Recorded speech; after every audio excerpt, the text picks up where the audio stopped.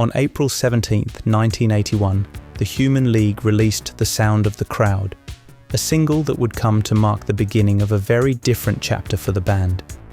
What makes it stand out is not just where it ended up, but the situation it emerged from. By the end of 1980, the group had effectively split. Founding members Martyn Ware and Ian Craig Marsh had left after growing tensions with Philip Oakey over the band's direction.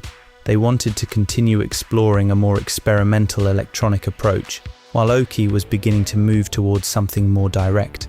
Their departure left him with the name and the responsibilities that came with it, but without a working band. What followed was a period of uncertainty. With tour dates already booked, Oakey had to rebuild quickly.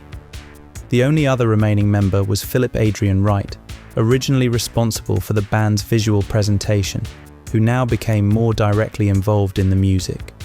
Susan Ann Sully and Joanne Catherall were brought in after being spotted in a Sheffield nightclub, and Ian Burden joined to help hold things together musically.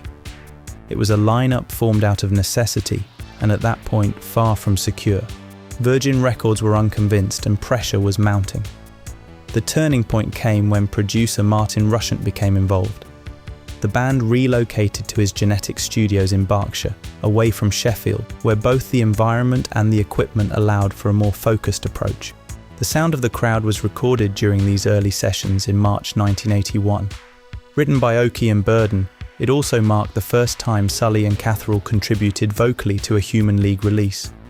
They were no longer just part of the image, but part of the sound itself, interacting with Oakey's lead in a way that would soon define the band. Rushent built the track carefully, layer by layer, focusing on how each element contributed to its overall feel. This was before the Linn LM1 drum computer that would later define much of Dare, giving the track a slightly different rhythmic character.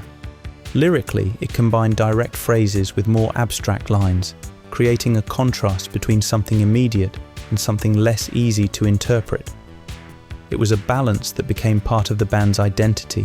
When the group performed the song on Top of the Pops in April 1981, it was still low in the charts. But within weeks, it began to climb, eventually reaching number 12 and giving the band their first real commercial breakthrough.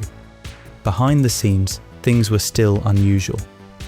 Sully and Catherall were in the middle of their A-levels, travelling between school and recording sessions. The band that had just entered the charts was still being held together around exam schedules. Looking back, The Sound of the Crowd represents the moment the Human League moved out of instability and into something more defined. It was not yet the fully realised sound of Dare, but it set the direction and showed that the band could continue, even after such a difficult transition.